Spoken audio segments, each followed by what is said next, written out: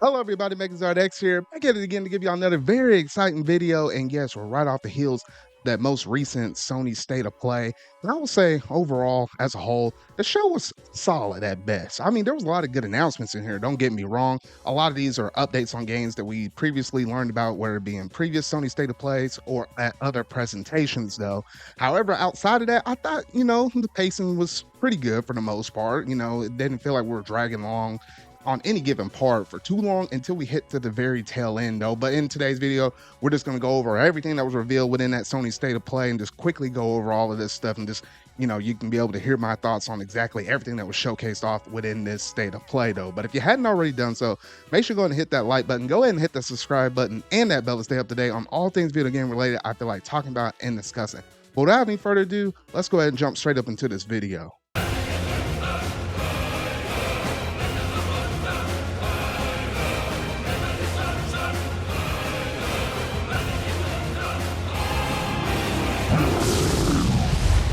All right, so to kick things off, we're jumping straight up into Helldivers 2. We knew about this game for quite some time. It's one of those exclusive second-party games, so it's going to be exclusive on PlayStation 5 in general and stuff like that, though. I mean, we've seen this game showcased off quite a few number of times at this point, so I don't really have too much more to comment and say on it, though. Obviously, this is going to be a heavy emphasis on multiplayer action and stuff, but I don't know. There's just nothing within the gameplay itself that I've seen from anytime that they showcase off this game that just has me going, oh, I gotta go and play this game though. But it is coming out right around the corner on February the 8th. Now, this next game, Stellar Blade, this is the one I have my eye on for a little bit more so. I think this is like one of the few games, I would say maybe 3 at most, that I'm definitely keeping my eye out on in terms of upcoming games within the next few months up to a year. And Stellar Blade happens to be one of them. Obviously, we saw this, this woman going around and stuff. It's basically just an action RPG kind of game though. But I will say the combat looks really cool. It's pretty stunning. Obviously, as you're playing as this female, there's gonna be like a lot of different costumes and stuff. The fan service probably be crazy for this girl up in this game though. But nonetheless, though, we don't have to wait too long for this game because it is coming out on April the 26th. Now, this next game, Sonic Generations, we knew about this game, I don't know how, but a good chunk, I would say almost 80% of these games that was revealed in the showcase were like leaked ahead of time before this presentation. And Sonic Generations happened to be one of those games in particular, though. Because with this one, obviously, it's just basically a remaster, more like a remaster of the Sonic Generations that everybody knows and loves. It's a pretty solid game for the most part. I even have the game, though. However, it's not just going to be a cookie cutter, just straight up report of everything with all the levels up in it, though. No. They're actually adding some new shadow content up in the thing. So actually, we're going to get some levels that are probably going to be inspired from Shadow the Hedgehog, some levels that might have been inspired from, Sonic Adventure 2 with some of his shadow levels. It seems like they're kind of, building up Shadow's, backstory and stuff, and basically having a game that's coinciding with the movie release that's actually supposed to be coming out, in December later on this year, though. So it seems like they're definitely catering to Shadow because we know Shadow's going to be portrayed in the movie and stuff. So it's just nice to actually get some new content within the original Sonic Generations game. So, it kind of gives you more incentive to say, oh, if you hadn't already, or if it's been a while since you played the game, you know what, you might be incentivized to pick this up. But it's supposed to be dropping out in autumn of 2024. All right, next up on the list, we had none other than Zenless Zero. Now, this one, it was weird because we know that this is Hoyo versus Next Game, and kind of similar to how we have Genshin Impact, and then we have, Honkai Star Rail and stuff. This happens to be one of the next things that Hoyoverse is working on with their action RPG kind of side of things, though. However, it's weird because they just said in this video that it's now in development for PS5, but I'm pretty sure we saw this at another showcase before this, unless my memory is, not up to date. But I'm pretty sure we heard about this at some point, though. But nonetheless, though, that's a game that might come out this year for PlayStation 5 in general, though. But as for now, the game is to be announced. Now, the next one up, Foam Stars, that's coming out on February the 6th. It's literally right around the corner. And, obviously this is like a Splatoon-inspired spinoff, obviously from Square Enix themselves, though. And you know what? This is interesting because they're actually dropping it very early within the PlayStation Plus catalog of games. So even if you were thinking about getting this game, if you already have PlayStation Plus, I mean, that just kind of comes with it though. So now I feel like I'm obligated with it being a Square Enix game and, inspired by Splatoon and stuff. I'm gonna have to dabble with this one way or another in terms of this game though. But nonetheless, that is coming out early in the month of February. Now, Dave the Diver, obviously, this is not necessarily an indie game, but it looks like an indie game. However, this was a game that actually managed to drop out on some previous platforms within the previous year in 2023, though. However, it's actually coming over now to, the PlayStation ecosystem. And the cool thing about this one is, it kind of took me off guard. Why the heck is Godzilla up in this game? I guess you got to find a way to draw people in one way or another, though. And I guess, you know what, put Godzilla in. You know what, that's going to bring them in droves, right? Well, we'll see about that. But nonetheless, though, that game's supposed to be coming out in the month of May. V Rising. Now, that's a game that's coming out in 2024. I was looking at I really honestly got nothing to say about this, so we keep the train rolling. Silent Hill: The Short Message.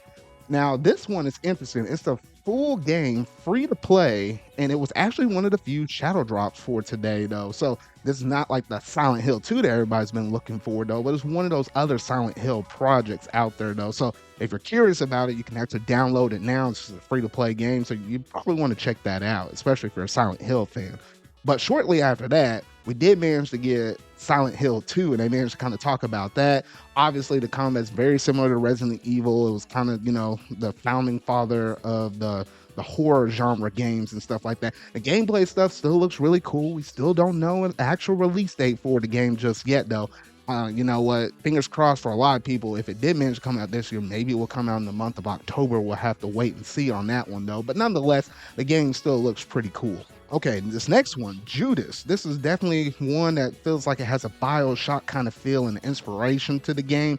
I hadn't personally ever gone through and played any of the BioShock games, though, but I know for people that really do love those kind of games, you're probably definitely keeping an eye out on Judas, though. However, we still don't know an actual release date for this game, though, so it's just nice to kind of see some footage and stuff for this game, though, but we're going to have to be a little more patient with any upcoming news for this title. All right, so that was a good chunk of the PlayStation 5 games we managed to get. However, then they hit us with a couple of PlayStation VR 2 games. It was only literally a couple.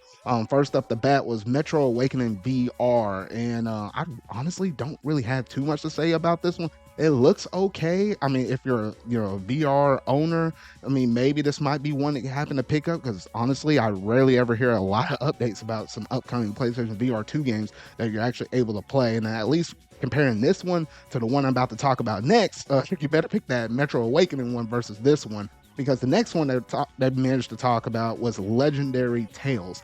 And I was looking at this one, I was like, this is the definition of crusty. Like, there was nothing good with this PlayStation VR 2 title that looked like it would draw anybody in. Even if I had a PlayStation VR 2 headset, there's no way I'll be picking up this thing, though. I mean, there was one point of the show where like this dude was punching a skull of this one dude. I was like, why are you beating up a dead dude?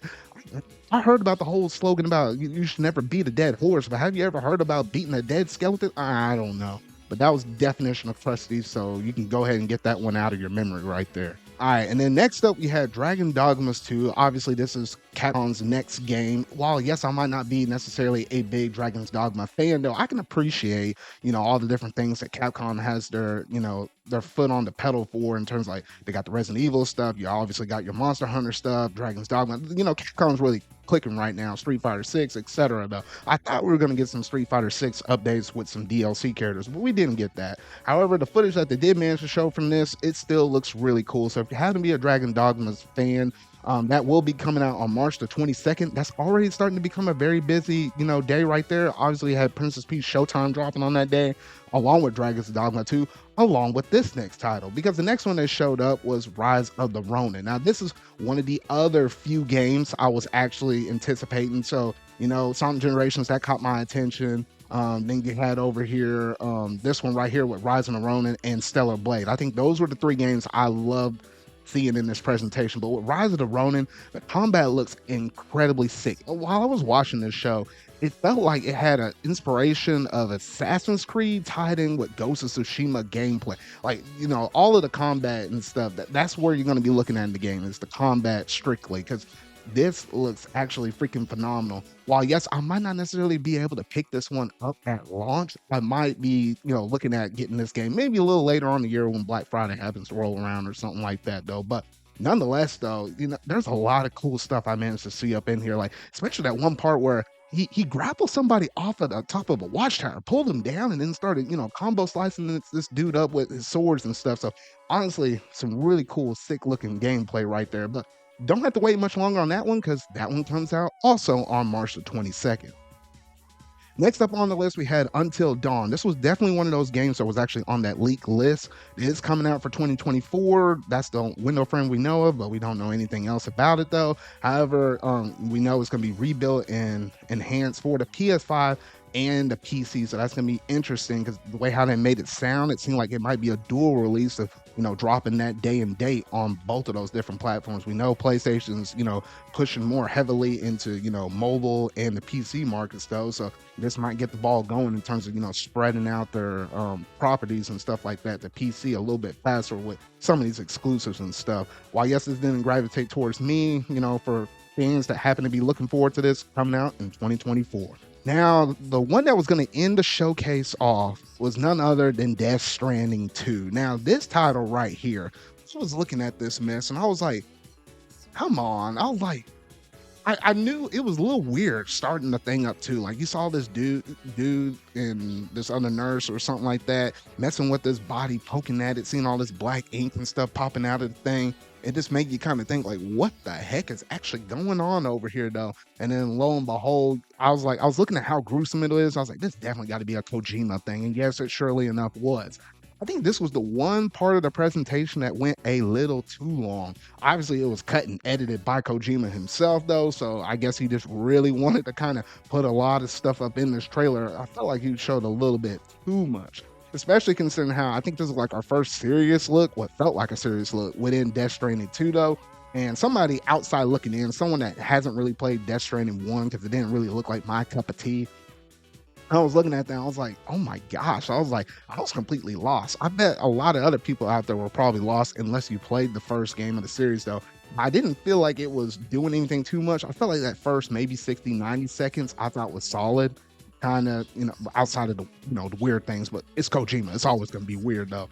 But I mean, outside of that, I thought the first 90 seconds, 2 minutes was pretty solid. But then I felt every second after that, I kind of felt like it outstayed its welcome though. And then obviously when they were done with the trailer, then they had Kojima come out in person and actually talk about not anything about Death Stranding 2, thankfully. But however, he did manage to come out and said that the spiritual successor to Metal Gear Solid, aka the next generation action espionage game, would be coming out. It's not going to be anytime soon. It's going to basically be once Death Stranding 2 has came and went. But nonetheless, though, the game that a lot of fans have been clamoring on about Kojima about them making, because we're not seeing that dude making any other Metal Gear Solid games though, but we love to see something kind of similar to it, and he did manage to address that. So we do know that that game will be coming out sometime in the distant horizon though. However, it won't be anytime soon, not until Death Stranding 2 has managed to release, so we do have that to look forward to. And lastly, cherry on top of this whole entire presentation was none other than them coming out and saying on February 6th, look towards an additional state of play because Final Fantasy VII Rebirth will be the premier game that will be showcased off within that presentation though. Obviously, at that point in the game, February 6th, the game comes out on February the 29th. This is the last big blowout of this game.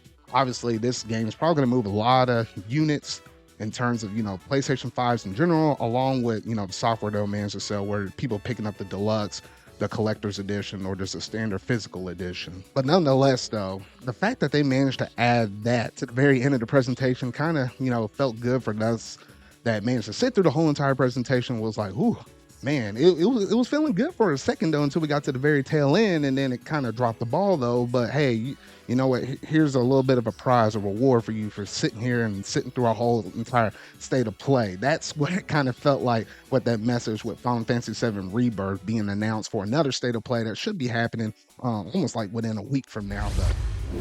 So that about concludes everything that was announced within that Sony state of play. There was a lot to go over, a lot of games they managed to cram in here within the span of 40 minutes. I would say, from start to almost to the part with the Death Stranding 2, thought it was pretty solid. There were some interesting games up in there. Some games that obviously, going to drag down the show a little bit. Not every game's going to be a home run out of the park with anybody that's basically watching the show. However, I felt like the pacing was pretty solid. Obviously, you had some longer segments with Stellar Blade and Rise of the Ronin. I kind of expected, those segments right there, though. And then outside of that, everything was kind of, fast, a little bit quick, while you might have some crusty VR games up in there and stuff like that, though. I thought overall the showcase was pretty solid. Then we got down to the Death Stranding 2, and then that's where I felt like the whole presentation dragged a little bit too long for, at least for my taste. It might have been for a lot of y'all out there as well, though. But I feel like overall, this state of play, when comparing it to other ones, I felt like it was pretty solid for the most part. I feel like there's still a couple of things that can manage to improve upon, though. But outside of that, I feel like these state of plays have definitely came a long way since when they were first introduced like a couple or a few years ago, though. But you gotta let me know down in the comment section down below what all did you think about this presentation. Was it a home run out of the park where there's a couple of few games that you really love to see, such as like what, Stellar Blade and Rise of the Ronin and Sonic Generations with the Shadow stuff? Those were like my three personal highlights right there. Let me know what you thought about this show down below. But that's gonna basically do it in terms of today's video, though. So if you really like this, make sure you're gonna hit that like button, go ahead and hit the subscribe button and that bell to stay up to date on all things video game related I feel like talking about and discussing. So remember, y'all, until we're at video I make next, see y'all.